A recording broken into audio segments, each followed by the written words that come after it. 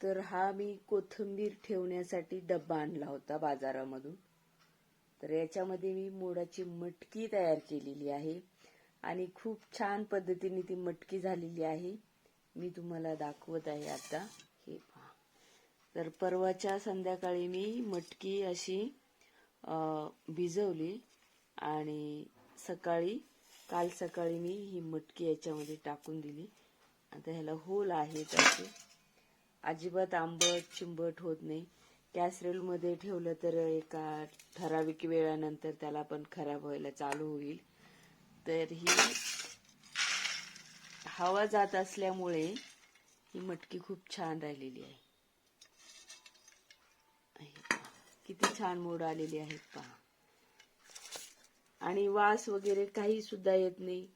कपड्यात बांधून ठेवायची सुद्धा गरज नाहीये. आणि हा डब्बा मी बाजारातून विकत आणला होता आणि याच्यामध्ये मी कोथिंबीर सुद्धा इतकी छान ठेवते ना, मी तो पण व्हिडिओ तुम्हाला कधीतरी शेअर करेन. कारण याच्यामध्ये ठेवलेली कोथिंबीर 15-20 दिवस मला आरामशीर व्यवस्थित राहते आणि पिवळी पडत नाही.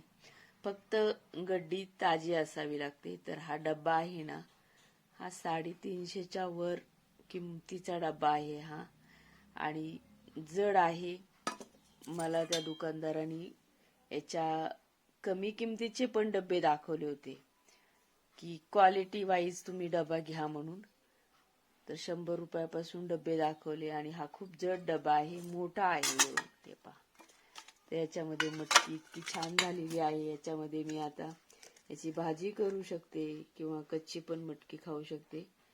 अशा पद्धतीने मी ही मटकी पहिल्यांदाच बनवलेली आहे. पण मी असं ठरवलेलं नसतं की तुम्हाला ते सांगावं किंवा दाखवावं. मी हे प्रयोग करायला जाते आणि मग असं मला आठवते की अरे, तुम्हाला सांगितलं तर तुम्हाला सुद्धा याचा उपयोग होईल, म्हणून मी हा छोटासा व्हिडिओ बनवला आहे. तर तुम्ही सुद्धा तुमच्याकडे अशा डब्बा असेल कोथिंबीर वगैरे ठेवायचा, याच्यामध्ये तुम्ही अद्रक आणि लसूण सुद्धा सोलून, मिरची आणि अद्रक सुद्धा ठेवू शकता. सोलून नाही ठेवता येत कारण होल असल्यामुळे याला काही करता येत नाही तसं. पण ते सुद्धा खूप दिवस जातं. धुवून ठेवायची व्यवस्थित, देठ न काढता ठेवायची, खूप दिवस राहतं व्यवस्थित. तर तुम्हाला पण असा डब्बा मिळाला तर नक्की घेऊन या.